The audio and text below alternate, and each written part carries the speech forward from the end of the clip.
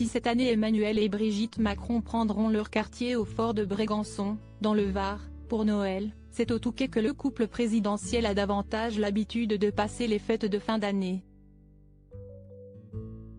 Les actuels locataires de l'Élysée ont d'ailleurs été marqués en 2019 par le décès d'un personnage de cette station balnéaire quelques jours avant Noël, comme l'ont retranscrit à quatre mains Marie-Huret et Renaud Dely dans leur livre Les Macron du Touquet Élysée Plage, c'est Bébert qui s'en est allé.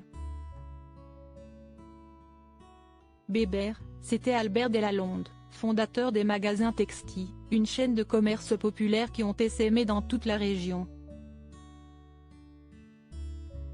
Emmanuel Macron s'était épris de ce self-made man à la mode ch'ti, quequois d'origine, dont la grand-mère avait une boutique rue Saint-Jean, la rue de la Maison des Trogneux, ont précisé les auteurs.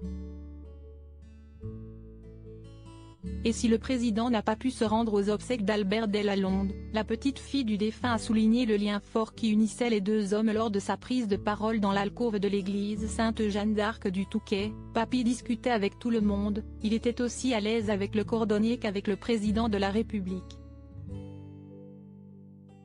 Supérieur à Brigitte et Emmanuel Macron célèbrent le Noël de l'Élysée. Emmanuel et Brigitte Macron, à quoi ressemble leur maison au Touquet? Si cette année le président et sa femme se rendent avec les leurs dans le sud pour Noël, leur villa du Touquet est un lieu idyllique pour passer les fêtes de fin d'année. En effet, la villa Monet-Jean, une maison de 4 étages construite au XXe siècle, est un ancrage familial très fort pour Brigitte et Emmanuel qui apprécient s'y rendre en compagnie de petits-enfants se chamaillant et de cousins cavalant dans tous les sens, comme l'ont indiqué Marie-Huret et Renaud Dely dans leur ouvrage. Avec sa toiture en pierre de marquise aux multiples nuances de gris et sa façade ornée de briques, ses balcons et ses tuiles plates vernissées, la bâtisse possède un charme propre à la Côte d'Opale. Article écrit en collaboration avec 6 médias Crédit Photo, Stéphane Le Mouton.